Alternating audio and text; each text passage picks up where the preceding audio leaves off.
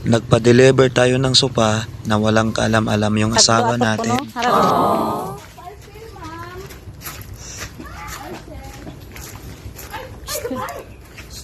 Wamat ah. Kasahid ka mga may gabot na parcel. Kay James Pangal.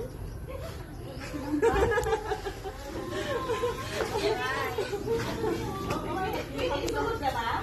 Oo. Iulit lang namin. Isunod na namin. Dahil ito.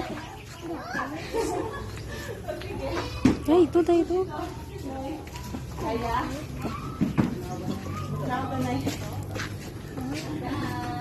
Surprise! May ano ni James?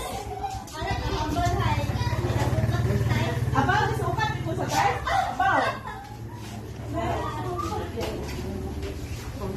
Punasan lang ah. Ginawala ko ng puwat man.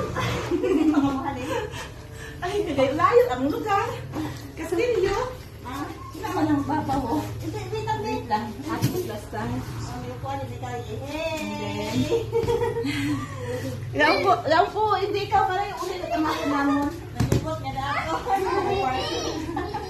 Wait lang. Wait lang ka. Dapat ka, may cover ikaw pala. Cover. Sige, ako pala na. Pwede na.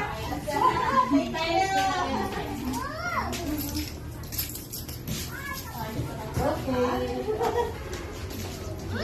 May ito pa. Pwede magtungko? Oo.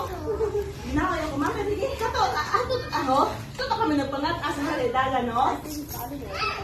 Ayan, tulo ay taga-apon. Oo, ang sayad ka lang. Ay, salamat ako. Nakasunod pa lang niya sa James Tangal nga. Naman siya, no? Si vlogger. Namin pala. At syempre, sobrang saya-saya ng asawa natin dyan. Kasi nga, nasurpresa siya. Nung isang araw lang nagparinig yan. At ngayon, nandyan na. At bida na naman yung anak natin. Ayaw pupuin yung iba. Hindi, kita magpapungko. Tindog. Opo ako, be. Be, upo si mama. Pwede upo si mama man. Ay, baka ni papa mo rin para kay mama. Ako, upo lang ako. Upo ako, be. Please. Anyo dunay. Imo ron. Ikaw, kaya mo bang surpresahin yung asawa mo kahit hindi niya birthday o malayo pa yung Pasko? Sige nga, try mo.